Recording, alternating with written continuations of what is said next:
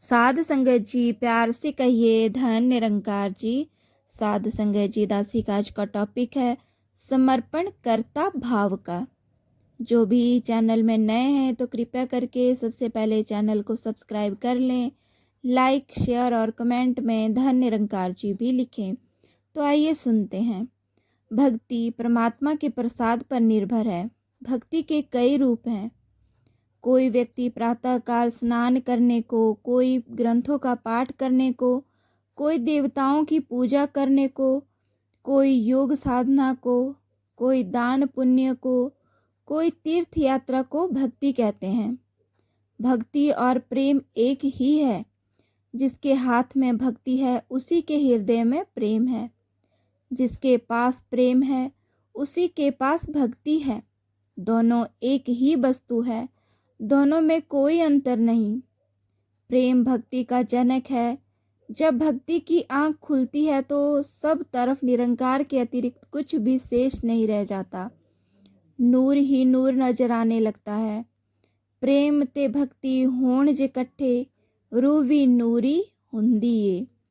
एक बार पूज्य निर्मल जोशी जी ने सतगुरु बाबा गुरबचन सिंह जी महाराज के चरणों में विनती की कि आज समर्पण की चर्चा हो रही है, कहीं तन मन धन के समर्पण की बात हो रही है, तो कहीं कोई अपने अभिमान व कर्ता भाव को त्यागने को ही सबसे बड़ा समर्पण बता रहा है। अब आप जी इस पर कुछ रोशनी डालें। हजूर ने सारी बात सुनी और प्यार से मुस्कुराते हुए समझाना शुरू किया। बात यह है कि कुछ लोग जो आलसी प्रवृत्ति के होते हैं वे सोचते हैं कि यदि हम सभी निरंकार प्रभु के हाथ की कठपुतली ही हैं तो फिर जो कुछ होगा देखा जाएगा। ऐसे लोग कुछ भाग्य में लिखा है उसकी प्रतीक्षा करते रहते हैं। इस प्रकार वे भी स्वयं को समर्पित समझते हैं। असल में समर्पण तो वह करता है जो निरंकार की ओर से दी गई तन मन धन बुद्धि और दिल की शक्तियों का सही प्रयोग करता है, परिश्रम और उद्यम करता है, कर्म करना अपना कर्तव्य समझता है और फल जो भी मिले उसके लिए प्रभु की इच्छा के आगे खुशी खुशी समर्पित होता है। ऐसे दिव्य पुरुष ही चौथे पद या तुरीयावस्था में रहते हैं और दुख सुख हर्ष शोक मान अपमान संयोग वियोग से ऊपर जीवन जीते हैं। ये सदैव सम अवस्था में रहते हैं, कभी शिकवा शिकायत नहीं करते हैं। ये प्रभु इच्छा में ही अपनी निजी इच्छा को विलीन कर लेते हैं। इनके कर्ता भाव का समर्पण ही सही व उत्तम समर्पण है। एक बार यदि सतगुरु के चरणों में गुरसिख ने अपना सिर रख दिया, फिर मानो सिर के साथ उसने अपनी बुद्धि सोच समझ आँख कान नाक मुख और श्वास भी अर्पण कर दिए। वह एक बार कुछ नमस्कार करता है तो वापस नहीं उठाता। यदि उठाता है तो देखने वाला कह उठता है कि जब उठाना ही था तो रखा क्यों था। कहने का भाव है कि जब हम सतगुरु के चरणों पर हृदय से अपना सिर झुकाते हैं तो मानो अपना सब कुछ झुकाते हैं। अपनी सोच बुद्धि दृष्टि सुनना बोलना और अपनी श्वास भी समर्पित करते हैं। गुरसिख कभी यह भी कस उठता है कि जब सुनना देखना बोलना सोचना सब सतगुरु को दिया तो अब गुरसिख क्या करे। इसके लिए सतगुरु संपूर्ण अवतार वाणी में बाबा अवतार सिंह जी फरमाते हैं, गुरसिख दे बुलाते हरदम अपने गुरु दी कहानी रहे, प्यार दिलां विच नाम जुवाते ऐदी ये जिंदगानी रहे।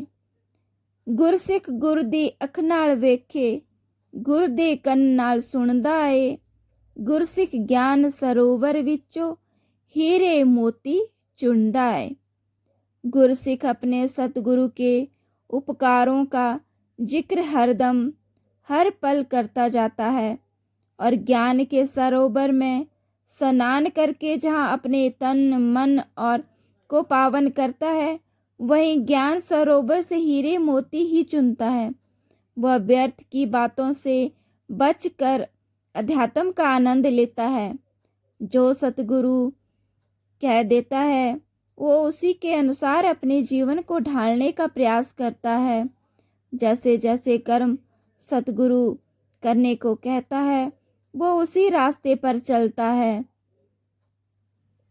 तो आइए यही अरदास विनती सतगुरु माँ सुदीक्षा जी महाराज जी के चरणों में कि जैसा जैसा आप जी हमसे जीवन चाहते हैं वैसा जीवन हम जी पाएं और सब कुछ का समर्पण करके कर्ता भाव से मुक्त होकर अपने जीवन को जी पाएं।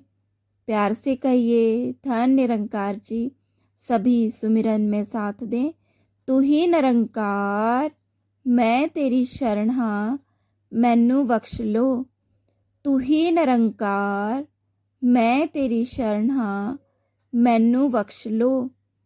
तू ही निरंकार मैं तेरी शरण हाँ, मैनू बख्श लो।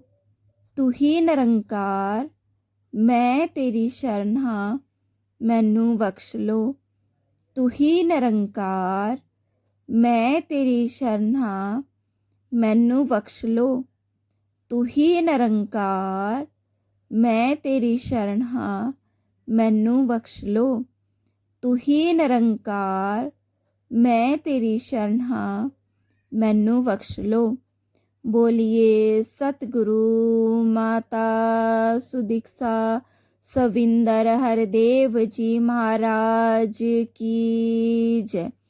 निरंकारी राज माता गुरु वचन अवतार की जय। प्यार से कहिए धन निरंकार जी।